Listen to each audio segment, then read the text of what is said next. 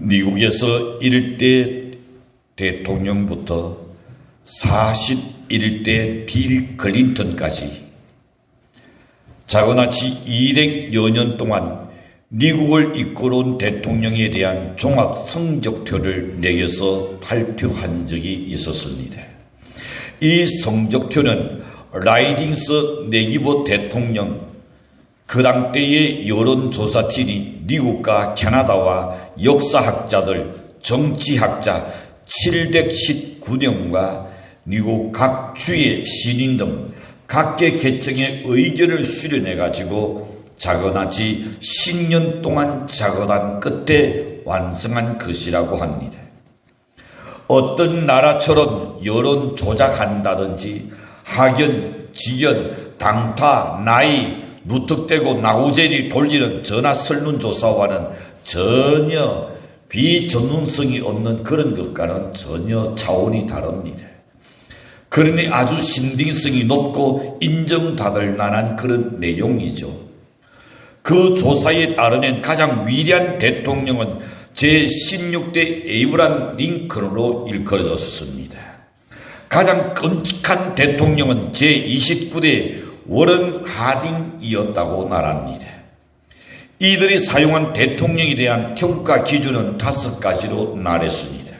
첫 번째는 업적과 위기관리 능력, 두 번째는 지도력, 세 번째는 성격과 도덕성, 네 번째는 정치력, 다섯 번째는 인사관리 능력 등을 꼽았습니다. 사람은 일평생 살면서 끊임없이 평가를 받고 또 평가하며 살아가는 것입니다. 그런데 그 평가 기준이 무엇이냐에 따라서 좋은과 나쁨이 드러납니다. 무능과 유능이 드러날 것입니다. 때로는 공약하는 것과 그 결과에 따라서 달라질 수 있습니다. 우리 한국에는 흔히 말합니다. 공약, 그거 빌공이다. 이러니 그 공약들이 신빙성이 없다는 거 이리 국민들이 인정하고 있죠. 참 부끄럽고 수치스러운 일입니다. 조지 워싱턴은 독립전쟁에서 단 2차례의 전투를 이끌었을 뿐입니다. 그러나 그는 마지막 전투를 승리로 이끌었습니다. 그래서 조지 워싱턴이 유명해졌습니다. 링컨은 인생의 중요한 15차례의 전투, 즉 선거를 치렀습니다. 그런데 선잔을 몇 번 마시냐는 12번이나 선잔을 마셨습니다. 그러나 마지막 승리하여 대통령으로 선출되었고 세계가 깜짝 놀랄 인간 인격의 존엄성을 존중해주는 노예 해방을 시키는 일을 큰 일을 했었죠. 뉴턴의 실태로 낙심하지 말아야 합니다. 우리는 조그만한 일을 하다가 안 되면 포기해버립니다. 내 감정대로 이루어지지 않으면 낙심합니다. 아니면 다른 사람을 쉽게 절하평가해버립니다. 이것이 문제입니다. 에이브람 링컨은 12번 실패했으나 끝내 성공했습니다. 만약에 그가 낙심하고 포기했다면 아마 에이브람 링컨은 없었을 겁니다.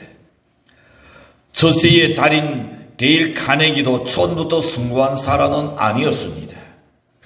성공보다 그런 무수한 많은 실패를 거듭 했던 사람이 바로 데일 카네기입니다. 카네기는 되는 일이 아무것도 없었습니다. 이제 먹고 살기나저 힘들었습니다. 호구지책으로 뒷골목에서 YMCA에서 인간관계론을 강의하던 무명 강사였습니다. 자, 태어난 삶의 조건이 나쁘다고 자포자기 하지 말아야 합니다. 기려 디딜 언덕이 없다고 여러분 실망하지 않기를 바랍니다. 성공하는 사람, 잘되는 사람, 큰 사람은 자신이 가진 비전을 포기하지 않는 꾼의 사람들이었습니다. 오늘날 이 시대는 어떤 인물을 원할까요? 우주를 정복하고 모든 사람이 평등한 시대를 살고 있는데 어떤 인물이 과연 되어야 할까요? 또 모든 사람이 평등한 시대에 살고 있다고는 하지만은 눈을 조금만 돌려보신다면 얼마나 많은 사람들이 불평등한 대저들 다던에서 살아가고 있는지 아마 보시게 될 겁니다. 권력이 없어서, 돈이 없어서, 댁이 없어서 억울하지만은 그러나 당하는 것이 세상입니다. 학교에서 친구로부터 왕따라는 비인간적이고 또한 비인격적인 친구들이, 또 야만적인 친구들이 얼마나 많이 있습니까? 직장에서는 상사로부터 갑질을 당하는 일들은 얼마나 많습니까? 때로는 동료로부터 투대졌다는 사람은 얼마나 많습니까? 노생민은 자기 책임이 아님에도 불구하고 홀대를 당하는 일은 얼마나 많습니까? 또 지구상에 누구나 돈덩이를 깔고 잘 살만큼 부자로 사는 사람이 있는가 하면 한쪽에서는 한 끼 식사를 걱정해야 할 사람들이 함께 이 지구촌에는 살고 있습니다. 그러므로 우리가 꿈을 펼쳐야 할 곳이 바로 이런 복잡 단안한 그런 세상 속에 우리가 살고 있습니다. 이 가운데 성공자가 있는가는 실패자가 있고 큰 사람이 있는가는 그렇지 못할 사람도 있습니다. 성공하는 사람, 잘 되는 사람, 큰 사람은 비전이 있는 사람입니다. 야망이 있는 사람입니다. 꾼이 있는 사람입니다. 요셉은 구약 성경에서 가장 위대한 인물 중에 한 사람으로 꼽을 수 있습니다. 그는 어려서부터 꾼을 잘 꾸는 꾼쟁이로 소문난 그런 소년이었습니다. 어느 날 요셉은 꾼을 꾸고 그 형들에게 밭에 일하는데 나가서 이야기합니다. 형들, 내 말 좀 들어보소. 내가 꾼을 꾸는데 우리가 한 끼라는데 형들의 모든 볕단들이 다 일어나서 한 단을 향하여 절을 하는 것을 보았나이다. 형들이 그 소리를 듣더니 화가 치밀었습니다. 그렇지 않아도 그 놈이 눈에 가시 같은데 더 미워질 수밖에 없었죠. 그리고 얼마 있다가 다시 또 이야기합니다. 형, 내가 또 꾼을 꾸는데 해와 달과 11별이 내게 절하더이다 라고 또 이야기합니다. 그렇지 않아도 아버지가 요셉을 더 사랑하는 것에서 형들은 시기하고 미워하는 그런 와중입니다. 근데 꾼 이야기를 하니 형들이 요셉을 더 이상은 이거는 둘 수 없다 생각했습니다. 후에 형들은 요셉을 구덩이에 집어넣어서 죽이려고까지 했었습니다. 그러다가 지나가는 상인들에게 은 20냥을 닫고 탈아버립니다. 그는 종살이를 하게 되고 감옥살이 하면서 온갖 요셉은 고생을 다합니다. 그러나 요셉의 가슴 속에 꾼은 포기하지 않았습니다. 결국 요셉은 국무총리의 자리에 앉게 되고 자기 민족을 기근에서 구원할 수가 있었던 것입니다. 오늘 한번 생각해 봅니다. 첫 번째, 비전이 있는 사람은, 즉 비전의 사람이 되려면 꾼을 꾸는 사람이 되시기를 바랍니다. 우리도 큰 그릇이 되고 큰 일을 하려면 먼저 비전과 큰 꿈을 품어야 합니다. 옛날에 델로는 속 뜬잎부터 안다는 날이 있습니다. 하나를 보면 열을 안다는 날도 있습니다. 꿈과 이상이 없는 사람은 썩어질 육신의 욕망대로 살다가 나눈 것 없이 결국 멸망하고 나는 것입니다. 인간의 자기 욕구대로, 자기 욕망대로, 자기의 생각대로 살아가면 결국은 내 주변에 아무도 남지 않게 된다는 말입니다. 꿈과 이상이 없는 사람으로 살아서는 안 됩니다. 그래서 시편 81편 10절에서 말씀합니다. 네 입을 넓게 열라 내가 채우리라. 꾼이 있는 사람은 큰 도구를 가지고 입을 넓게 열어야 하나님이 채워주신다 했습니다. 아무런 소망도 신앙도 포부도 없이 입을 꽉 다물고 있으면 하나님이 그 입에 넣어줄 일이 넣어줄 수가 없다 그랬습니다. 히브리서 11장 1절에서는 믿음은 바라는 것의 실상이라고 말씀합니다. 여러분은 비전을 위하여 꾼을 위해서 하루에 몇 번 기도하십니까? 여러분의 꾼과 비전을 위해서 얼만큼 하나님한테 간절한 그런 소망을, 열망을 아뢰고 있는가 말입니다. 성공하고 싶던 성공한 자의 모습을 늘 그려야 합니다. 만약에 병잡고 싶던 이런 건강한 모습을, 하나님이 자기 영을 고쳐서 건강해진 모습을 늘 그리란 말입니다. 꿈을 꾸어야 합니다. 왜냐하면 하나님은 아브라함에게 창세기 13장 14절과 15절에 보면 이렇게 말씀합니다. 롯이 아브라함을 떠난 후에 여호와께서 아브라함에게 이르시되 너는 눈을 들어 너 있는 곳에서 동서남북을 바라보라. 보이는 땅을 내가 너와 내 자손에게 주리니 영원히 이르리라 그랬습니다.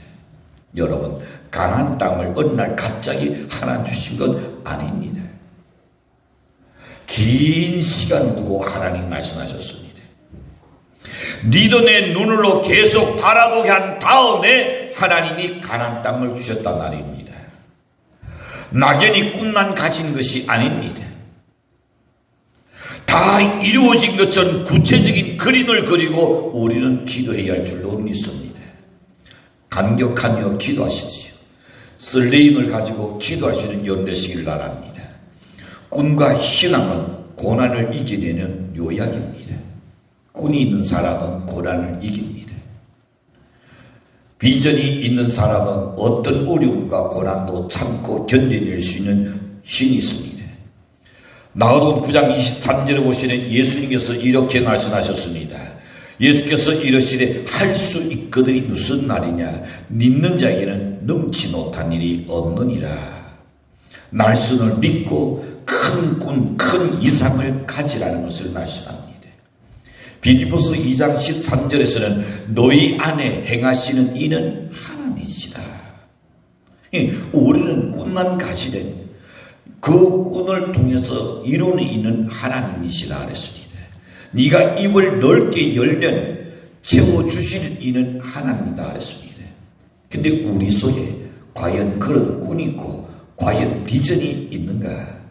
그걸 하나님이 물었습니다. 내가 너를 통하여 행할 것을 내가 기억하고 있는가? 내가 그것을 설레고 있는가? 내가 그것을 바라보고 있는가? 하나님 그걸 물었습니다. 우리가 능력이 있어서 행하는 것 아닙니다. 우리가 큰 지식이 있어 행하는 것 아닙니다. 하나님이 하겠다 그랬습니다. 너는 단지 거기에 대한 붙은 가슴을, 설레는 가슴을 가지라 그랬습니다. 그건 하나님이 해주시겠다 그랬습니다. 만약에 이 시간에 여러분 건강이 여의치 못한다면 건강한 모습을 그리면서 하나님 건강케 해주실 것을 사모해 보십시오. 날마다 좋아지는 역사가 일어날 줄로 믿습니다. 치료 역사가 일어날 줄로 믿습니다. 정말입니다. 하나님은 우리가 하나님이 기도하시는 뜻 안에서 바라는 꿈을 가질 때에 우리의 꿈을 통하여 하나님의 역사가 나타나게끔 되어 있단 말입니다. 두 번째, 비전의 사랑은 뜨거운 소원으로 기도해야 합니다. 꿈이 있다 해서 야망이 있고 비전이 있다 하여 그 꿈이 쉽게 이루어지는 것은 결코 아닙니다. 물어보시지요. 어린이나 학생들이나 젊은이나 중년이나 나이 드신 분이나 다 꿈이 있습니다. 학생들은 공부 잘했으면 싶은 꿈이 있을 겁니다. 일찍이 나가서 일하시는 분들은 좀 더 성진하고 돈을 잘 벌었으면 싶은 마음이 있을 겁니다. 나이 드신 분들은 이제 나도 여생 건강하게 살았으면 싶은 꿈도 있을 겁니다. 그저 주님 날아갈 때는 편안한 가운데 갔으면 싶은 그런 마음이 없는 사람 누가 있겠습니까? 나는. 그러나 그 마음이 얼마나 우리의 가슴 속에서 뜨겁게 타오르고 있느냐, 그게 중요한 겁니다. 막연한 생각이 아닙니다. 뜨거운 소원으로 기도해야 된다 그랬습니다. 그러나 그리할 때에 낙심하지 말고 불타는 소원으로 우리는 계속 기도해야 합니다. 군의 사람 요셉은 어찌 고난이 없었습니까? 그로 인하여 그는 좌절과 절망에 부딪힌 적이 한두 번이었겠습니까? 그는 그러나 쉽게 자신의 꿈과 비전을 포기하지 않았습니다. 하나님 나에게 분명히 이런 꿈을 주셨는데 언젠가는 모든 사람들이 나를 향하여 절을 하는 그날이 있다고 분명히 말씀하셨는데 요새는 그것만 생각하면 견딜 수가 있었는 줄로 믿습니다. 주신을 도시는 하나님, 꿈을 주신 하나님, 전능하신 하나님의 인도하심을 요새는 믿었는 줄로 믿으니 누가복음 18장에서 우리에게 중요한 기회가 나서 이야기해 주십니다. 억울한 일을 당한 가난한 한 가부가 있었습니다. 두리안 재탄가를 찾아가서 자기의 원한을 풀어달라고 간절하게 간청하는 그 모습이 있습니다. 그러나 재탄관이 그 여인을 만나주지 않았습니다. 가부는 그러나 포기하지 않았습니다. 계속 집으로 찾아갑니다. 그리고 돛간으로 찾아갑니다. 그리고 자신의 원한을 풀어달라고 계속 간청합니다. 결국 두리안 재탄가는 어떻게 말합니까? 그 가부가 너무나 끈질기게 간청하니까 내가 귀찮아서라도 소원을 들어줘야겠다 그랬습니다. 그러면서 누가복음 18장 7절에서 주님이 우리에게 이렇게 말씀합니다. 하물며 하나님께서 그 밤낮 두려지는 택하신 자들의 원한을 들어주지 아니하시겠느냐. 우리에게 꿈이 있다면 뜨거운 소원을 가지고 밤낮 부르짖고 있습니까? 그냥 막연하게 이렇게 되었으면 좋겠다. 그걸 이야기한 거 아닙니다. 주님께서 그런 말씀하시기를 밤낮 낮이나 밤이나 자나 깨나 앉으나 서나 부르짖는 택한 자의 원한을 사무치는 그 원한을 그 간절한 소원을 그 뜨거운 열망을 내가 어떻게 들어주지 않겠느냐 그랬습니다. 사람이 살아가는 과정에서 마음의 고통이나 괴로움을 당하는 경우가 많이 있죠. 어떤 이는 직장 문제 때문에 참 많은 스트레스를 받을 겁니다. 어떤 이들은 친구들의 문제 때문에, 어떤 이들은 가족들과의 불화로 문제로 인하여서 참 고통받는 어떤 가정들도 어찌 없겠습니까? 어떤 자라나는 청소년들의 그 자녀 문제 때문에 마음 아파하고 정말 눈물겨운 그런 가정들도 있을 겁니다. 때로는 신앙적인 갈등 때문에 고통받습니다. 어떤 질병 때문에 그것이 자신에게 큰 문제인 사람도 있을 겁니다. 하나님은 우리에게 이렇게 말씀합니다. 눈물의 기도를 귀하게 여기신다 그랬습니다.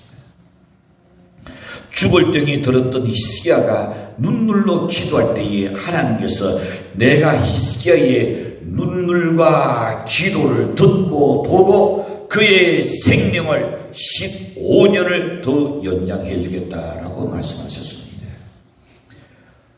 10편 126편 5절에 보시는 눈물 흘리며 씨를 뿌리는 자는 깃돈으로 그 단을 거둔다 그랬습니다. 이렇게 눈물은 기도의 감동을 나타내 주는 것을 봅니다. 다윗은 10편 가운데서 10편 39편 12절에서 이렇게 말합니다. 여호와여 나의 기도를 들으시며 나의 부르짖는 귀를 기울이소서. 내가 눈물 흘릴 때에 잠잠하지 마옵소서. 아멘. 내가 뭐 할 때에?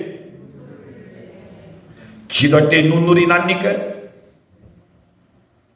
그게 문제입니다. 내가 억울한 일을 당하면 눈물 흘립니다. 내가 습섭하면 눈물 흘립니다. 아니 답나서 먹을 생각하지 않습니다.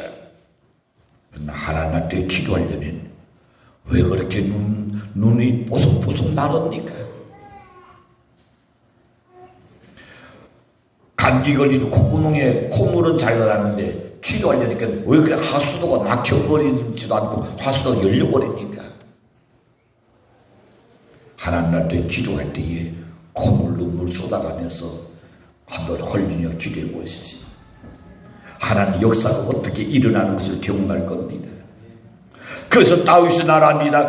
내가 눈물 흘릴 때에 잔잔하시 나옵소서. 하나님은 성도의 간절한 눈물에 약합니다. 우리가 눈물을 흘리며 기도할 때에 하나님께서는 그 눈물을 반드시 보실 줄로 믿습니다. 우리 하나님께서는, 우리 주님께서는 시인한 통곡과 눈물로서 기도의 선을 명심해야 합니다. 예수님도 눈물 흘리며 기도했어요. 우리는 하나님께 기도할 때에 한나가 그랬던 것처럼 그분한테 우리 마음을 흔들어 쏟아 놓아야 합니다. 흔들어 쏟아 놓아야 합니다. 하나님 앞에서 밀리면 다시 설 자리가 없다는 각오를 가져야 합니다. 하나님 앞에서 밀려버리는 회복이 없다는 각오를 가져야 합니다. 하나님 앞에서 내가 밀려버리는 내 인생의 끝장이라는 그런 각오로 기도하는 연대시길 바랍니다. 하나님 앞에 조금 밀려도 그러나 얼마든지 살 수 있다. 착각입니다. 하나님 앞에서 밀려버리는 인생 끝장이요. 생사를 건 기도를 해야 한단 말입니다. 하나님은 우리의 심장을 감찰하십니다. 우리를 알고 계시기 때문에 우리가 감추는 것을 하나님은 별로 기도하지 않습니다. 그래서 한나처럼 쏟아 부어야 합니다. 내 마음을 흔들어서 다 쏟아 놓아야 합니다. 기도는 입술로 하는 것이 아니라 마음을 쏟는 것이 줄로 믿습니다. 흔들어서 하나도 남김없이 그분한테 듣는 기도가 진실한 기도요. 그분을 온전히 신뢰하는 믿음의 기도인 줄로 믿습니다. 자기의 속마음을 털어놓지 않는 사람은 하나님을 신뢰하지 않는 것이 분명합니다. 하나님한테는 우리 심정을 토해야 합니다. 한나는 그의 마음에 하나님의 평강이 그렇게 쏟아놓고 나니까 평강이 왔습니다. 그래서 사무엘상 1장 18절에 보시면 이렇게 말합니다. 한나가 기도한 후에 가서 먹고 얼굴에 다시는 수색이 없는지라.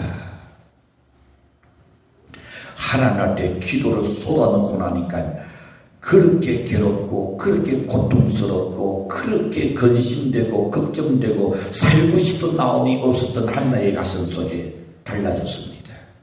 마음이 밝아졌습니다. 여호와의 평강이 찾아왔습니다. 생각도 달라졌습니다. 그 결과는 놀라운 응답으로 이루어졌죠. 이처럼 기도의 사람들은 폭풍과 파도 속에서도 결코 여러분 기도하는 평화를 잃지 않을 줄로 믿습니다. 세 번째로 생각해 봅니다. 비전의 사람은 인내하는 사람입니다. 인내심이 강한 사람일수록 성공 확률이 높다는 말이 있습니다. 사람들은 자기 생각이나 계획이 무산되면 실패라고 단정을 짓고 쉽게 그 일을 포기해버리는 사람들이 있습니다. 자기 생각이나 계획이 이루어져야만 성공이라고 여기는 고정관념을 우리는 버려야 합니다. 그러나 때로는 하나님께서 자기 생각이나 계획이 완전히 무너진 다음에 그 다음에 뒤로서 하나님이 큰 일을 이루시는 경우가 허다하게 있다는 것을 알아야 합니다.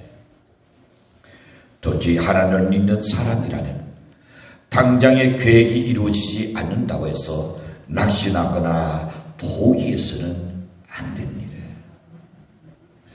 우리가 관 속에 들어가기 전까지는 포기하지 않기를 바랍니다. 하나님이 쉼표 찍기 전에 우리가 스스로 마침표부터 찍지 않기를 부탁합니다. 그 계획 뒤에서 조용히 이루시는 분이 하나님이시기 때문입니다. 파도가 있어도 우리 삶의 풍랑이 있어도 그 뒤에 한서 하나님이 계속 일을 하고 계신다는 것을 믿으라 말입니다. 포기하지 않고 오래 참고 기다리면 반드시 그 일은 이루어지라고 확신합니다. 쌀쌀한 날씨에는 따뜻한 마음들이 더욱 그리워집니다. 근나 신문을 통하여 전달되는 세상 소식은 마음이 안담하기 거짓 없습니다. 언제나 있었지만은 더울수록 마음이 불안하게 하는 것은 지구촌의 코로나 사건입니다.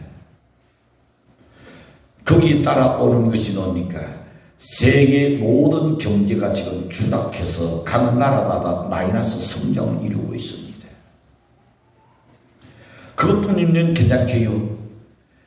대청년들에게 대실업률이 지금 계속 발생되고 있습니다.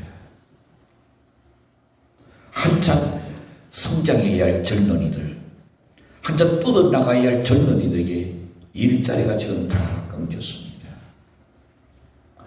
어수선한 나라를 이끌어가는 곳에서 벌어지는 사람들의 황당한 이야기를 들어보면 한숨이 저절로 납니다. 불안하기 짝이 없습니다. 하지만 이것들보다 우리들의 마음을 더 심란하게 하는 것은 우리의 주변에 날마다 발생하는 그런 사람들의 이야기입니다. 현대의 간편하고 편리하고 심숙한 생활 방식은 뭡니까? 점점 참음을 떼앗아갑니다. 참지 못합니다. 인내하지 못합니다. 조금 기다려주지를 못합니다. 성급합니다. 작은 불편과 분노를 참지 못합니다. 우발적인 돈죄를 저지른 우리 아이들의 이야기를 들으면서 성경에 가르치는 성경의 9가지 열매 중에 오래 참음의 중요성을 새삼도 깨닫게 만들어줍니다. 에스더는 민족의 위기 앞에서 하나님께 근시가며 3일간 기도했습니다. 하나님을 향한 굳건한 믿음과 그리고 힘을 모아 같이 기도하는 그 기도였습니다. 나보다 교회를 먼저 생각할 수 있는 성도, 민족을 먼저 생각하는, 그리고 나를 뒤로 밀릴 줄 아는 마음, 나를 내려놓을 수 있는 마음, 내 감정을 내려놓을 수 있는 마음, 이들에게 하나님 주시는 지혜입니다. 그리고 구원입니다. 정말로 부러운 성도의 모습이 될 겁니다. 귀감이 될 겁니다. 쉽게 낙심하고 절망하는 사람은 세상에서도 성공하기 어렵지만 하나님의 축복이나 큰 응답 받기도 어렵습니다. 구원의 완성도, 기도의 응답도 끝까지 참고 낙심하지 않는 사람에게 주어지는 것입니다. 변치 않는 마음이 필요합니다. 한결같은 마음 말입니다. 개인보다 대의를 생각할 수 있는 그런 자세가 필요합니다. 남보다 더 오래 찾는 사람, 쉽게 낙심하지 않는 사람은 다른 사람보다 더 큰 축복을 받게 되어 있습니다. 성령 우리에게 용기와 꿈과 확신을 주지만 사탄 나귀는 신랑과 낙심을 갖다 주어서 어찌하든지 예수를 믿지 못하게 만들고 신앙이 성장하지 못하게 만들고 인내하지 못하게 만들고 끝내는 승부하지 못하게 만들고 축복을 받지 못하게 사탄은 역사할 겁니다. 어떤 사람은 교회에 잘 다니다가 교회에서 하는 사역이 자기 마음에 편치 않다고 실족한 사람도 없잖아 있게 되죠. 그리고 낙심하는 사람도 있습니다. 그러나 그 어떤 일이었던 간에 쉽게 실족하거나 낙심하거나 인내하지 못한다는 하나님의 은총을 우리는 스스로 누리고 나는 것입니다. 악인의 형통을 보고 낙심해서는 안 됩니다. 하나님 선과 악을 심판하실 때에 반드시 오기 때문입니다. 역사를 도와도 그렇습니다. 히틀러를 보십시오. 무솔리니를 보십시오. 칼락스를 보십시오. 레닝을 보십시오. 스탈린을 보십시오. 일시적으로 그들은 다 승부하는 것처럼 보였습니다. 결국 그들이 다 심판을 받아서 끝내는 망하고 말았습니다. 그래서 시편 37편 1절과 7절에서는 이렇게 말합니다. 불의를 행하는 자를 투기하지 말지어다. 저희는 불과 같이 속히 대인을 돌 것이요 푸른 채소같이 세잔할 것이니로다. 여호와를 의뢰하며 선을 행하라. 땅에 거하여 그의 성실로 식물을 삼을지어다. 자기 길이 형통하며 악한 꾀를 이루는 자를 인하여 불평하여 날지어다. 말씀을 기억하며 끝까지 인내하셔야 합니다. 그러다 보니 언젠가는 하나님께서 원수의 목전에서 우리에게 상을 되투실 그날이 오라고 확신합니다. 어떤 악조건 속에서도 하나님의 선하심과 하나님의 사랑을 의심하지 말아야 합니다. 기도할 때에 적극적으로 응답이 오는 예도 있지만 기도 응답이 더딜 때도 없잖아 있습니다. 그렇지만은 믿고 기도하는 것은 어떤 방법으로든 간에 어느 때든지 반드시 응답이 이루어질 줄로 확신합니다. 그래서 기도하다가 낙심하지 말고 포기하지 말 것을 거듭 말씀합니다. 하나님은 우리의 믿음과 인내력의 성장을 위해서 때로는 더디 응답하실 때도 없잖아 있습니다. 응답이 더디라고 거절된 것은 아닌 줄로 확신합니다. 갈라디아서 6장 9절에 보시는 말씀합니다. 우리가 선을 행하되 낙심하지 말지니 피곤하지 아니하는 때가 되니 거두리라 그랬습니다. 낙심하지 않고 기다리다 보면 반드시 열매를 거두는 때가 올 것입니다. 스탠리 존슨 선교사가 인도에 와서 선교활동할 때였습니다. 그들을 사랑했습니다. 인도의 영혼들을 사랑하고 그들을 열심히 섬기고 그들의 열심히 복음을 전했으나 그들은 받아들이지 않았습니다. 도리어 조롱하고 핍박하고 무시했습니다. 어느 날 스탠리 존슨이 너무 지쳐가지고 때로는 놈도 너무 피곤하고 사과나무 아래에 그저 쓰러져 앉아 있었습니다. 그때 하나님이 스탠리 존슨에게 음성이 들려옵니다. 스탠리 존슨야, 이 사과나무를 도와라.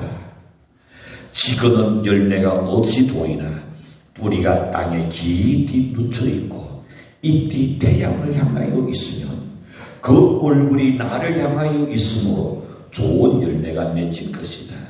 그 열매를 믿음으로 도와라. 스탠리 존슨은 이 음성을 듣고 다시 힘을 얻었습니다. 역경 중에 주시는 하나님의 그 은총에 감사하면서 그런 사명을 감당할 수 있었다고 말합니다. 비전의 사람은 현실에 안주하지 않습니다. 뿐만 아니라 미래의 꿈을 꾸는 사람입니다. 비전의 사람은 남들이 갖지 못한 뜨거운 열정과 포부와 소원으로 기도하는 사람입니다. 비전이 이루어질 때까지 포기하거나 낙심하지 아니하고 인내하는 사람이기 때문에 뜻을 성취하며 하나님의 축복을 반드시 받게 될 줄로 믿습니다. 기도합니다.